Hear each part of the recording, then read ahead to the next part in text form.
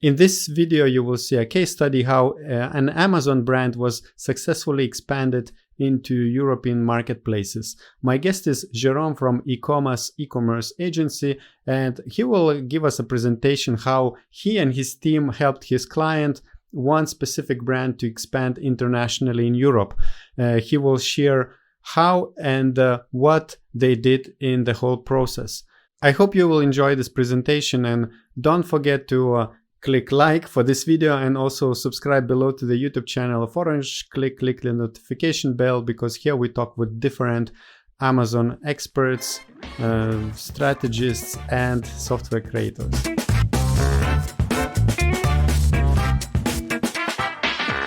Hello, Jérôme. It's nice to have you here. Could you please present yourself shortly? What do you do in Amazon space? Yeah, hi, Augustus. I'm Jérôme. I work at e-commerce. I founded this agency 7 years ago, and basically we help brands grow faster on Amazon globally. So we focus primarily on Amazon, but we also help for other e-commerce marketplaces.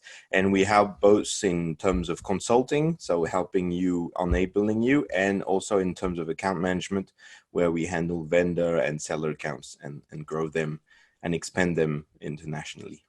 And you work a lot with European sellers, also with the North Americans? Yeah, we have both. We have a very international team. I don't think we have more than 3 people with the same nationality from all over the world. So we speak all the languages. We also have people from North America, South America, from Europe, and our customers are a bit everywhere. We have also customers in Asia also. And the idea is to help anyone and any category of products to expand on Amazon and like in North America. And the expansion is focused really in North America and Europe, but it can be also in Asia and Japan or Australia. But today the bulk is, of course, Europe and the USA. And why your shopping basket behind you is empty? It's because we've sold everything already.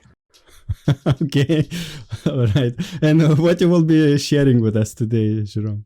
So today I thought that we speak a lot about theory, about what you should be doing. What's always very exciting is to talk about a specific brand. And there was one brand we started with them last year to help them to expand. And it's a great example of things where the outcome is really nice, but there was lots of learnings on the path. And I'm using this case study of this brand, My Carry Potty, to explain what we did and what I think can be taken away from and could be learning points for everyone. Sounds very interesting. I'm sure it will be useful for a lot of international brands wanting to go internationally. So let's jump into your slides. The brand you can meet the brand, My Carry Potty, and the owner, Amanda Jenner.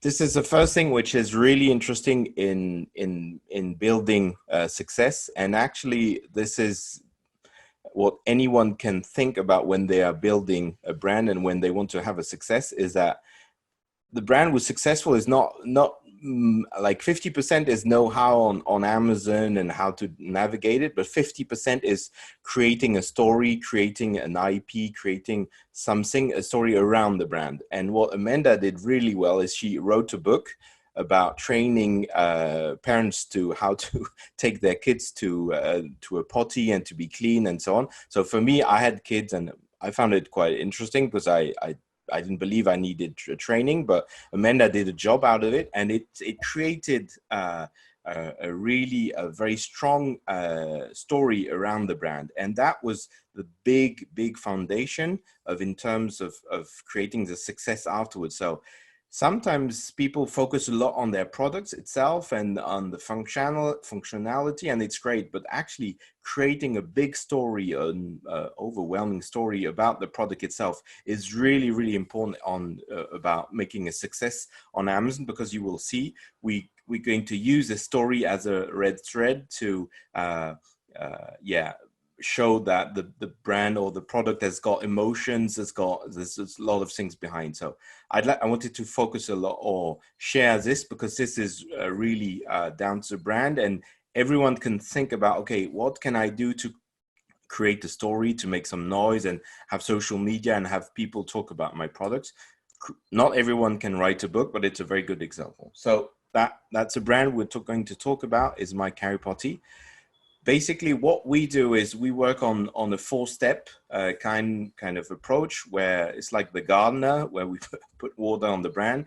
And that's what we're going to look at today. It's first having the right strategy on Amazon, because a lot of people will jump into, okay, I need the best content or I need to do advertising. But people are not really looking at, okay, why am I here? What's my real KPIs? What do I want to achieve? So the strategic point, I think, is very, very important, and we'll take a bit of time on that. Then it's about operations, to have the right teams, to have the right tools, to have the right money, resources, everything to make that run. And those are 2 pillars you start with. And then you go into creating content, which is, will have a high conversion rate. Conversion is people really buying when they're going to your page. And then the last part is traffic, so advertising. And this goes as a loop. So you've set up your KPIs, you've set up your team, you do your content, you do your advertising. Are you reaching your KPIs? Yes or no? And then you go through that iteration many times. And that's exactly what we did with My Carry Potty. And don't think that it was really simple and it all went like that. No, it's like it needed a few iterations and discussions and different things. So let's dive into the first part, which is the one on which we work most at the beginning and oftentimes spend a lot of time discussing. The strategy part. And basically the strategy is addressing those 5 questions. Is where do you want to play? So is it Europe? Is it North America? And Europe, where? Which country? There's Brexit coming. So the UK will move out of Europe. So this will the UK will be one continent, let's say, and Europe another continent, if you look at Amazon. And where do you want to be? Where do you want to put your stock? And that's very important. Where do you want to start? Where's your home country? My Carry Potty was a British brand from the UK. So they started obviously from the UK, but then it's like build a strong foundation and then go into the other countries. How, which type of accounts, we'll come to it in a minute. Which products, what kind of, do we have bundles? Do we have products alone? Which should I put all of my products? Not all. Should I have selected distribution or specific distribution and have only products for Amazon? This kind of question. What kind of pricing and what kind of timing? When should I go? Do I have enough stock prepared and to launch? If I dive into the where, as you probably know, the US is the overwhelming part of Amazon. So if you want to go in the biggest market, the US is the biggest one. It is also the most competitive one because everyone is going there, and it's simple as it's in English, one language, one currency. Now, if you look at Europe, you can see Germany and UK are the 2 bigger ones. So if you want to address or to attack Europe, most of the time people go to Germany because it's the biggest, and then now in the UK because of Brexit. So you would have those 2 main countries, and you can see Japan is the 3rd one. Oh no, actually Japan is a bit bigger than UK, but they're sort of more or less the same, and all the others are all together. So France, Spain, and Italy are still much smaller. So if you want to create numbers and you're a small company, maybe don't spend too much money on those countries at the beginning, because you're not sure about the result you can get. That's the Prime members of Amazon Prime in total of the world. So that's quite interesting, and how much they're spending for their Prime license, or Prime, to be a Prime member. So depending on the country, you will see that it's in countries where they want to be aggressive, like Spain, it's much cheaper than in the United States, for example. But that's a way where you can see that Amazon is more or less confident in its country and is looking for new customers or is already comfortable. Now, I wanted to talk quickly about different types of accounts, and I'll touch on it only briefly. It's just most of you will probably know that you can sell in different ways on Amazon. You can be a vendor. That means you sell to Amazon. You can be a seller, where you sell yourself direct to consumers. So it's interesting to brands to understand, okay, do I want to appear as a seller, or do I want to Amazon to appear because I don't want to start a fight with my other retailers, for example, or do I want to control my pricing and then be a seller, for example? And then you can always have the discussion, okay, do you want to have FBA, fulfillment by Amazon, and FBM, fulfillment by merchant? Now, a small point on that. Before COVID, we were always saying, okay, FBA is, this is the route to success. During COVID, a lot of our customers who were in a category which was blocked by Amazon, the only way for them to sell was to have an FBM, sort of to be able to deliver directly to customers. So in our difficult times today, sometimes being able to be flexible and to have FBA, so shipping through Amazon, but also shipping through FBM, shipping directly to customers, can be really interesting.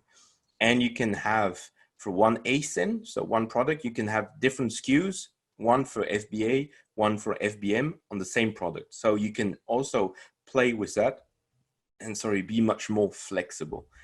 And in our case with My Carry Potty, we had that discussion, and for them, they wanted to control the price, and their category was a baby category, so it wasn't blocked during COVID. So they were lucky in that sense. So they didn't have to revise their products, their shipment method. Where they were a bit less lucky is like as many products on Earth, they were produced in China. So they had to handle the coronavirus at the beginning of the year in China, where all the factories went, closed down. So that was a rough time, but they still were able to sell and to fulfill through Amazon. So all in all, you need to know there are different options, and depending on what you want to achieve, what's your KPI, what's most important for you, you will decide from one or to the other. It can be also that, for example, if you want to sell as a seller, you need a VAT number in the different countries in Europe. If we're talking about Europe, then you might say, okay, I'm not organized. I don't want to handle this VAT problem. Then you go to the vendor side. There's no VAT issues.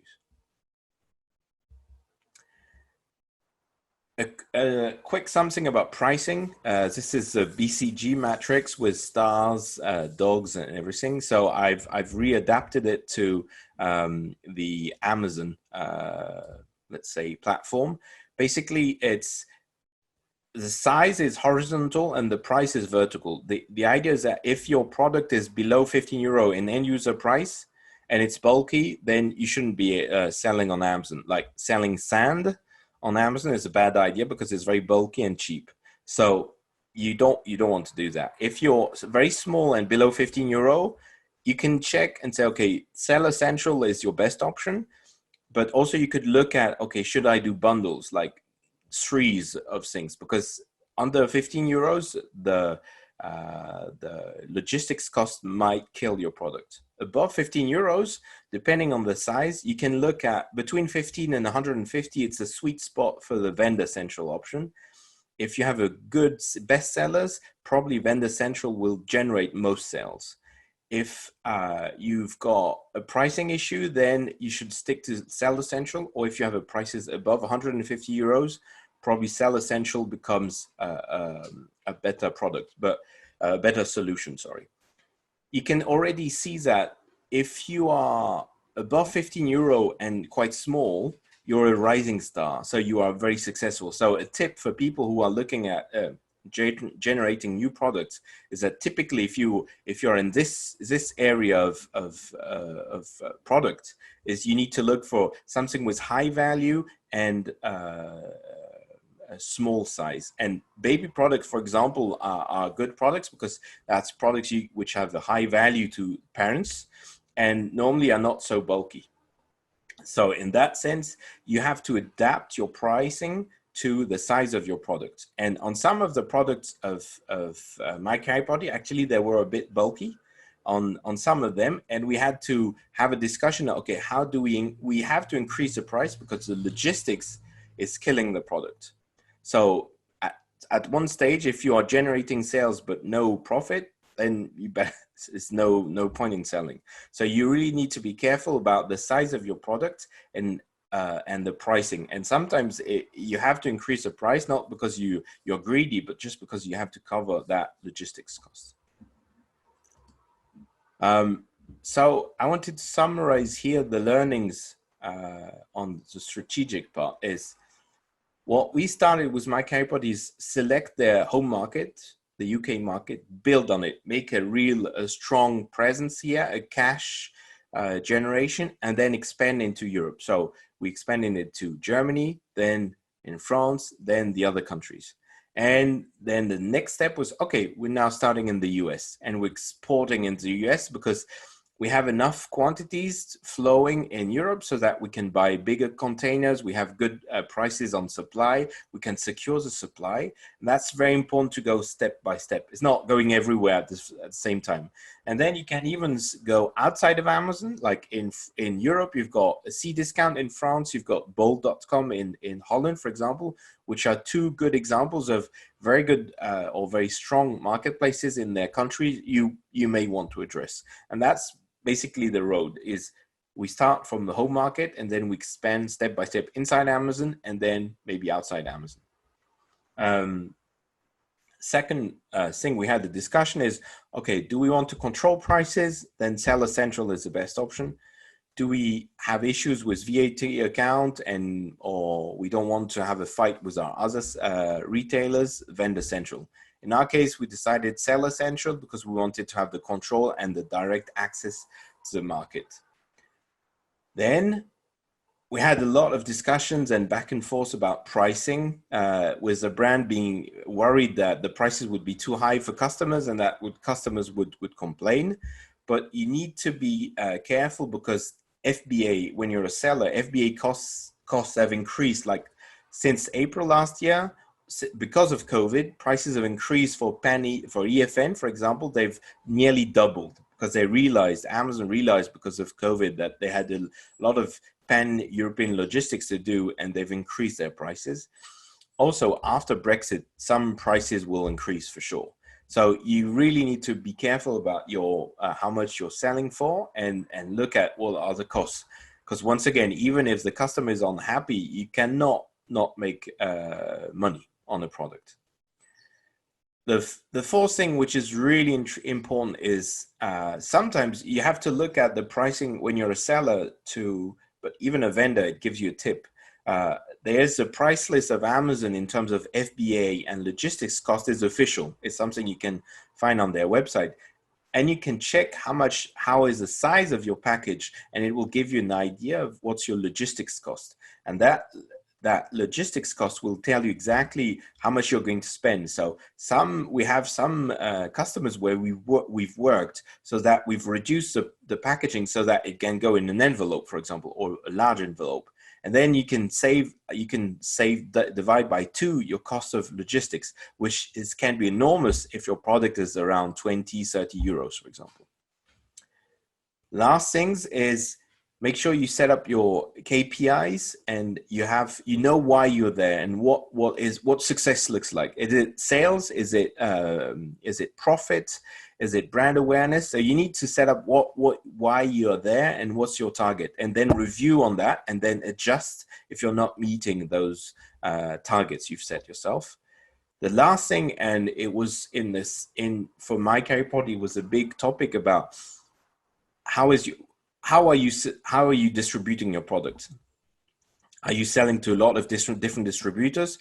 And for example, we found out that a distributor from the East Europe was selling into Amazon with a vendor account, the same products. So they were losing for a long time the buy box to a distributor which was buying containers in East Europe and came back in the UK or in Germany with a vendor account. So normally vendor accounts should only be given to people with brand registry.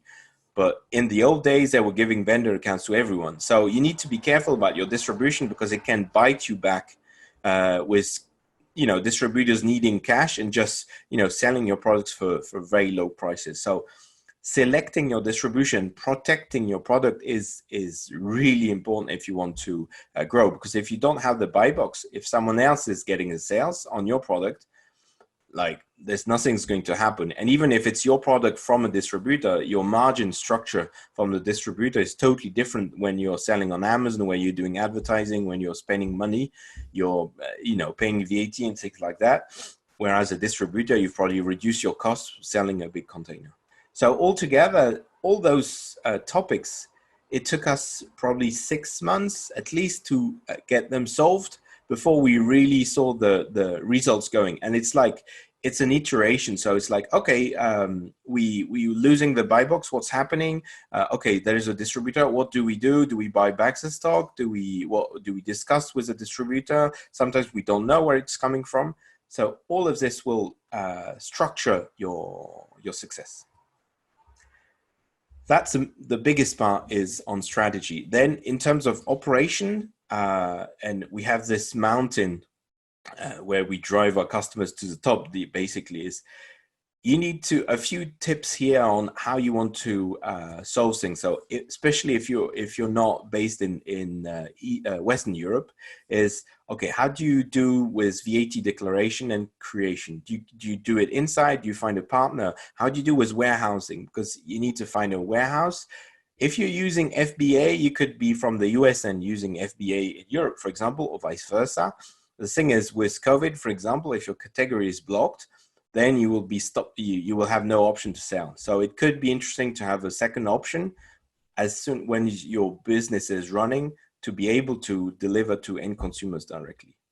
Then you've got how do you handle your Amazon account? Do you have the know-how internally? Do you need to build it? How do you generate your content? Same internally, externally. How do you handle your advertising? And the last thing is, okay, do you have the right tools to do that? So either you can build this knowledge internally, or you can find there's a lot of agencies, partners, people who are really knowledgeable who can help you to do that. But it's really important to understand that Amazon takes a lot of time, and handling all the troubleshooting, all the options, all the things Amazon will throw to you as, okay, there's an error, send me a document, upload a document, and a lot of problems. You need to have people to do it and time to do it. And if you don't have that time, you need to seek for a partner. And then once again, you need to build your business case with all the different costs you have in your pricing. And a lot of companies do their pricing looking at the competition or looking at what they believe. And then they say, wow, I've got a lot of costs. So it's really important to take the full amount of things to be done to integrate in your pricing. In terms of content, so it's like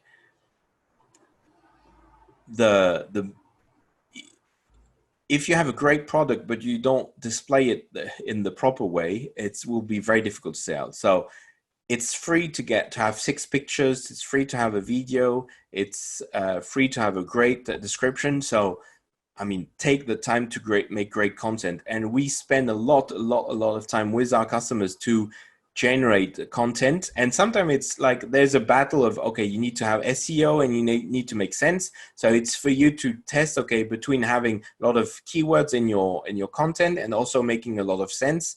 And the idea is to look at your conversion rate and then look at what's happening. A very, very important thing, obviously, is the pictures. And the pictures also bringing some emotion, some people inside. If you have a potty, so you would have a mom with a kid smiling, and bringing emotion will generate much more success to your content. Of course, you've got EBC content or A+ for vendors. And here, what's interesting, and to my point at the very beginning about the story, is you can see Amanda. We're using here Amanda as a marketing vehicle, also saying, okay, Amanda did this book, and it brings a lot of legitimacy. It's like people saying, wow, there's a potty training expert or toilet training expert, which is like, wow, it brings a lot of value and confidence to the people, on top of being a fun product and something which people will relate and say, okay, my kids will love the fact of having a bubble bee as a toilet seat. Brand store, a lot of people forget about brand stores. Brand stores are also very, very important in terms of building your brand. And it goes into this mix, of creating a strong IP and a strong brand presence on Amazon.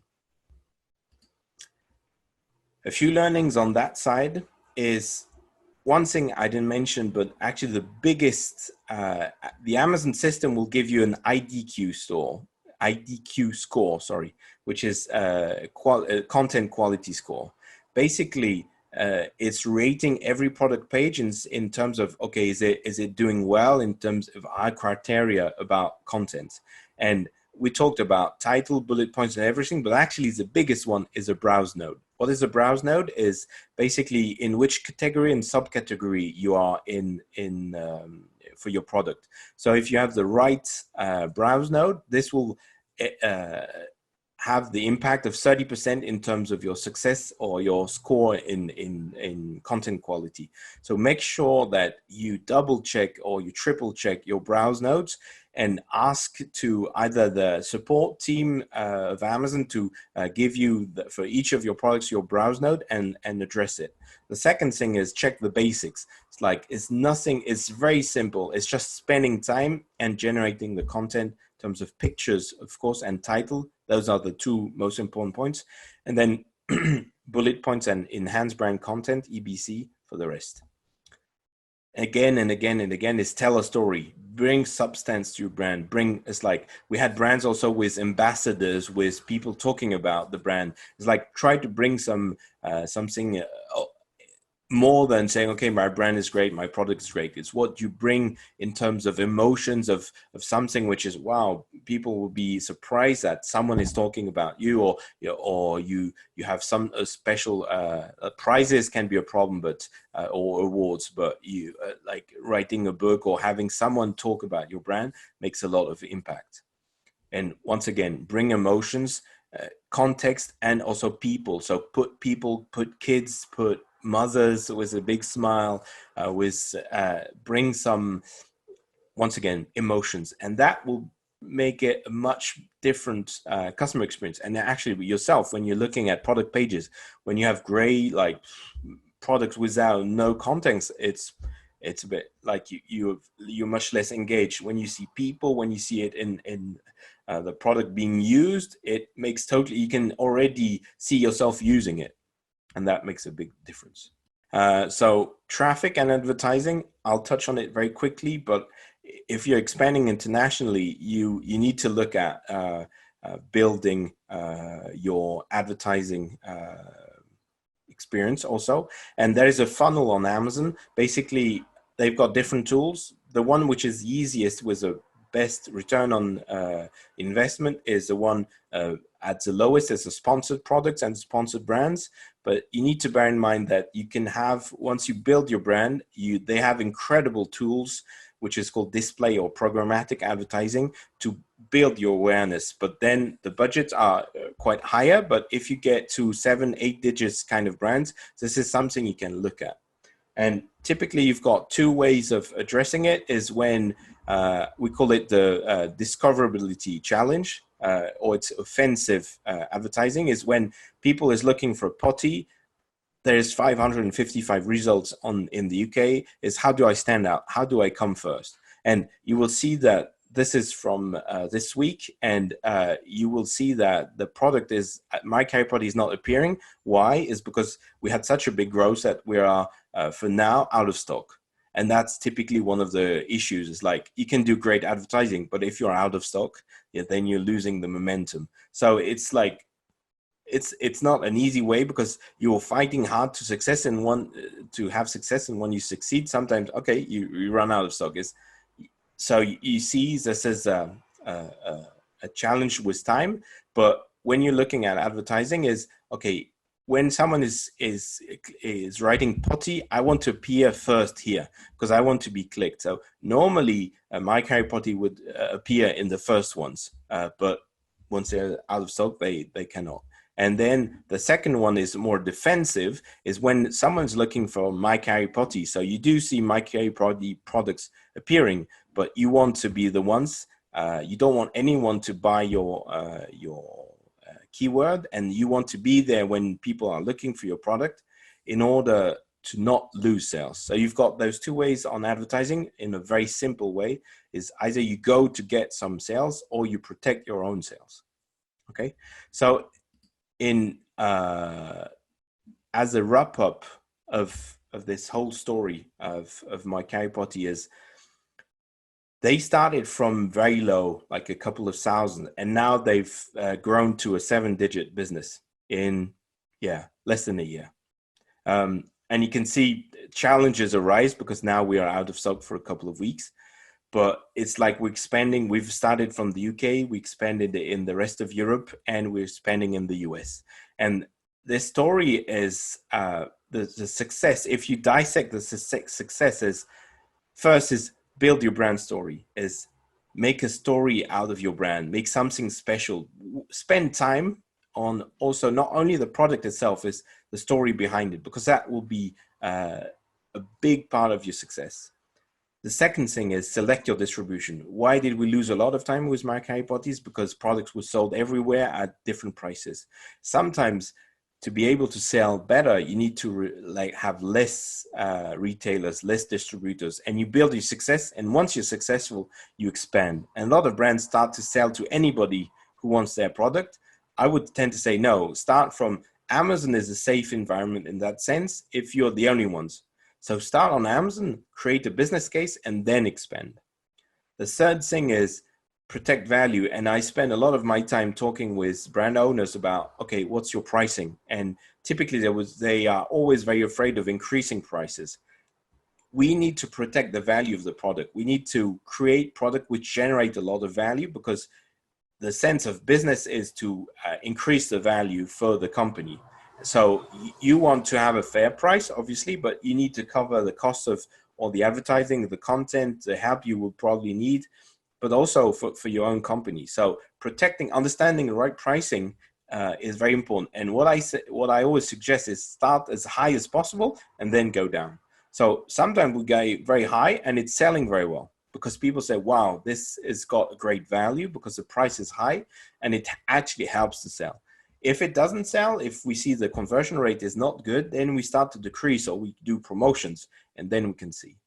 The fourth part is prepare for growth. It's like, if you have a great story, if you know you're on your own and you're confident about your product, it's very easy to say, it's very difficult to do, but it's prepare with your stock, prepare with your cash flow, because Amazon is a big machine. And if you really want to push it to sell as much as you want, it can really sell a lot. So you need to be ready in terms of stock. And My Carry Potty is a good example. We've pushed.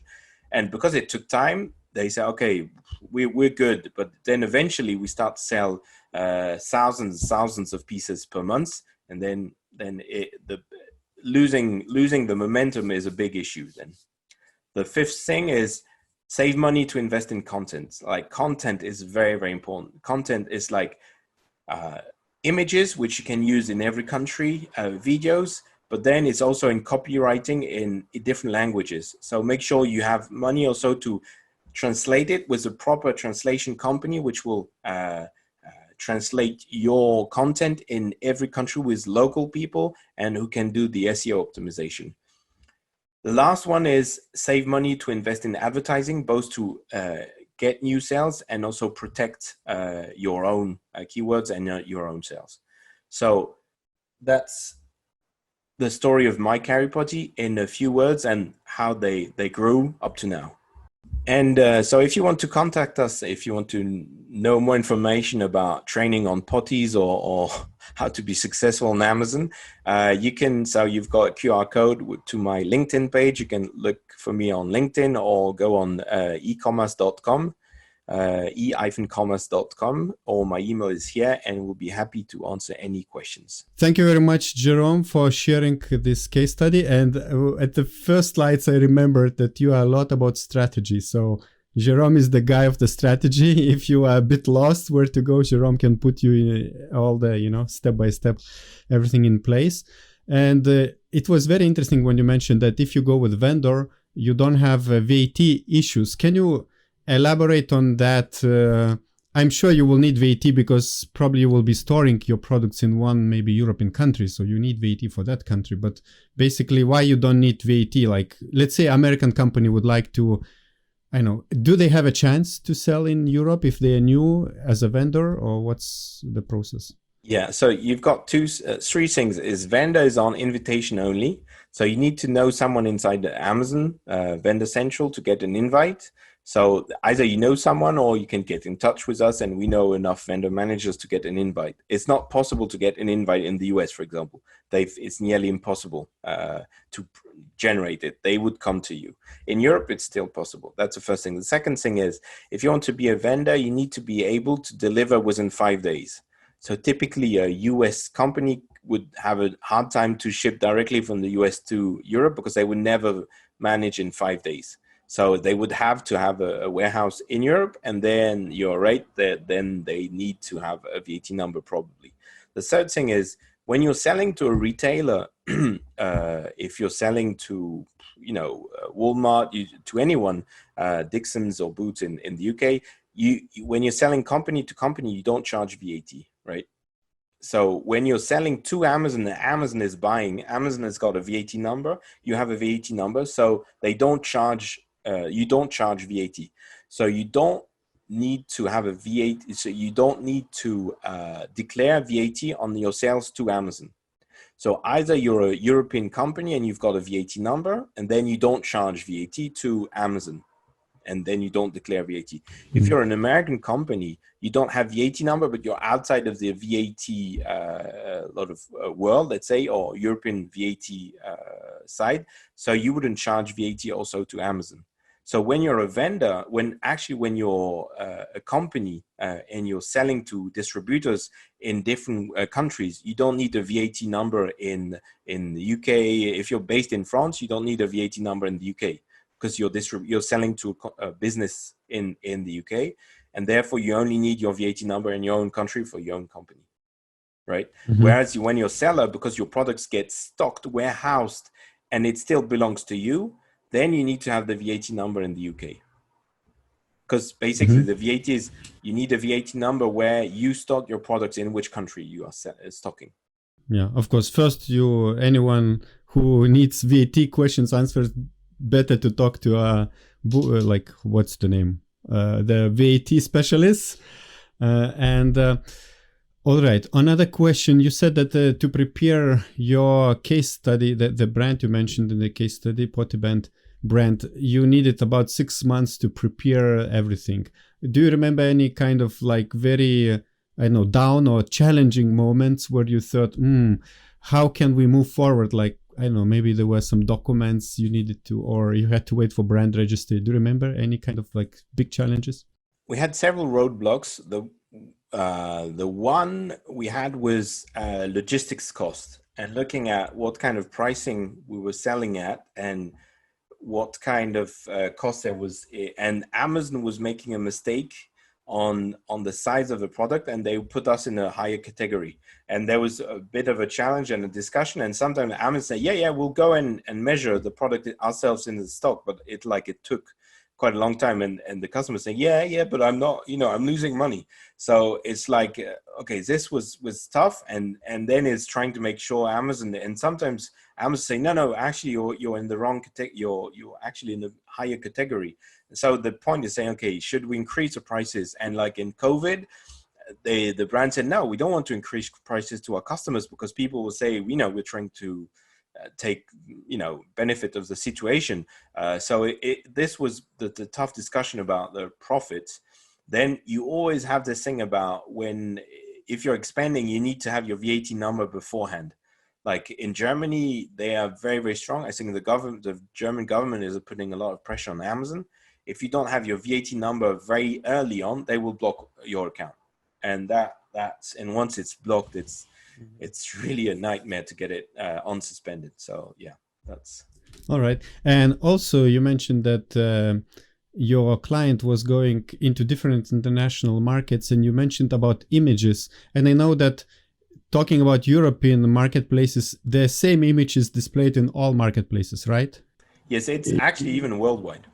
If you have the same ASIN worldwide, the database of pictures is shared worldwide. So if you have the same EN code or UPC code worldwide, you will have the same pictures. So that means sometimes in Japanese sellers typically put a lot of Japanese characters on their pictures. So many times we would, for very global brands, you would sometimes have some pictures appear with a lot of Japanese character. which you need then to ask them to remove and so on. So yeah, the pictures are, you need to upload them once normally worldwide. So I wanted to ask about the strategy. I think maybe there will be most of the people who want to present their product to European marketplace, and they want to appeal the images to Italian customer and to French and to, let's say, German. Any tips on like we don't put any text, or if we want to have some infographics, any tip how to like overcome these 5 language differences? So depends how big you are, but my 2 things. My first is try to make it as simple as possible. If you can have like logos or things or very simple English, which everyone could understand, that's the best solution, and that's the simplest. The second option is you can localize 3 to 4 pictures normally in every country. But then you need to open a case with seller support and to ask them to localize those pictures specifically to your country. But anything manual on Amazon can be deleted very easily and can be a struggle. So I always suggest, okay, try to make it as simple as possible, because some people, like we're helping a brand also doing solo backpacks, and they come from Austria, and they had a lot of content in German and really good pictures with a lot of text. Say, yeah, but if we want to do that in every country, you need to translate it, you need to redo the pictures. It's a lot of work. And if anyone is like, I've got a better idea for this picture, then you need to translate it 5 times each time. So, and now we'll be in Dutch and now in Swedish. So it's like, it's a lot of work. Yeah, for those who are listening, you mentioned Netherlands, Dutch, and Swedish. So Amazon Sweden is not yet, the domain is redirecting to Germany at the moment of recording, but maybe later on it will be active. And Netherlands, I don't even know what's the situation, but they are officially opened up. And we had a discussion with the Amazon teams, expansion teams, which are based in Luxembourg. And they were saying that Sweden will come anytime soon, that it's like, people should look at their inbox, email inbox, and that it will be going live. And as usual, the marketplace will come first, and then the retail side, so the vendor side, a bit later on. So actually, sellers have got a big benefit because they will be the first ones to test Sweden out. All right. Thank you very much, Jérôme. And one more time, what's the best way to find you and connect with you? Of course, people will find the links below in the description as well, but one more time. Yeah, LinkedIn is a great place to find us, or ecommerce.com. Thank you, and good luck in your business. Bye-bye.